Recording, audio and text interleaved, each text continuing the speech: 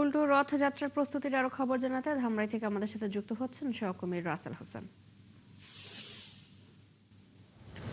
রাসেল, উল্টো রথযাত্রার আনুষ্ঠানিকতা কখন শুরু হবে, কত মানুষের সমাগম হতে পারে এবং আয়োজন নিয়ে আইন শৃঙ্খলা পরিস্থিতি কেমন দেখছেন?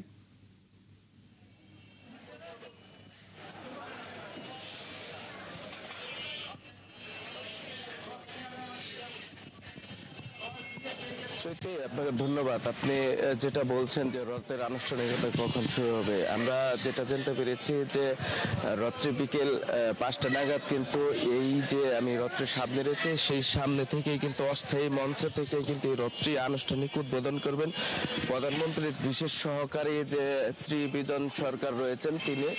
এরপরে ঠিক সন্ধ্যা 6টা নাগাদ এই রথটি টেনে যশোমাদেবের যে নিজ গৃহালয় সেখানে নেওয়া হবে। এখন কিন্তু সকাল 10টা থেকেই এই যশোমাধব যে মাসির বাড়িতে রয়েছে সেই মাসির বাড়িতে কিন্তু সকাল 10টা থেকে পূজা অর্চনা চলছে, সেটা 11টা পর্যন্ত চলবে। আমি যদি একজনের সাথে কথা বলি, দাদা আপনি কোথা থেকে আসছেন এই রথ?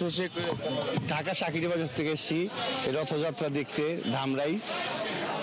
এটা তো বাংলাদেশে একটা বৃহত্তম বড় রথ হয়। বাংলাদেশে না, পুরো পৃথিবী।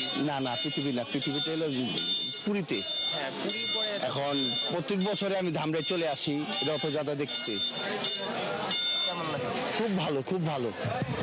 যদি শুনছিলেন যে একজন বলছিলেন যে রথযাত্রা কিন্তু তিনি যে ঢাকা থেকে এসেছেন, প্রতি বছরে আসছেন। আর আইন শৃঙ্খলার বিষয় যদি বলি, ধামরাই থানা পুলিশের পাশাপাশি কিন্তু অতিরিক্ত 300 পোশাকে পুলিশ কিন্তু নিরাপত্তার বিষয়ে কাজ করবে। আর সেই সাথে কিন্তু ঢাকা জেলা যে উত্তর ডিবি পুলিশ রয়েছেন তারাও কিন্তু এই রথের সার্বিক নিরাপত্তায় কাজ করবেন। আর ডিএসবি এনএসআই সবই কিন্তু এই নিশ্চিন্ত নিরাপত্তা ব্যবস্থায় কিন্তু কাজ করবেন। আমরা উপজেলা প্রশাসনের সাথে কথা বলেছিলাম, তারাও যেমনটি বলছেন যে এই রথে সম্পূর্ণ করতে তারা সকল প্রস্তুতি ইতিমধ্যে সম্পন্ন করেছেন। আমরা রথযাত্রা উদযাপন কমিটির যে সাধারণ সম্পাদক রয়েছেন তার সাথেও কথা বলেছিলাম। তারা যেটি বলছেন যে যদি বৈরী আবহাওয়া না হয় তাহলে কিন্তু এই রথে প্রায় লক্ষাধিকের বেশি দর্শনার্থী ভক্তবৃন্দ ঘটবে বলে আমাদের জানিয়েছেন। আর একটা বিষয় জানিয়ে রাখি, যেহেতু আজকে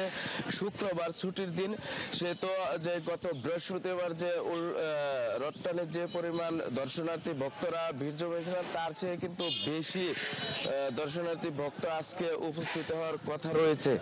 তো এই ছিল আমার কাছে রথযাত্রা ধামরাইয়ের সর্বশেষ। চৈতি। রাসেল, আপনাকে ধন্যবাদ। দর্শক, আমাদের সাথে উল্টো রথযাত্রার খবর জানাতে যুক্ত ছিলেন সহকর্মী রাসেল হোসেন।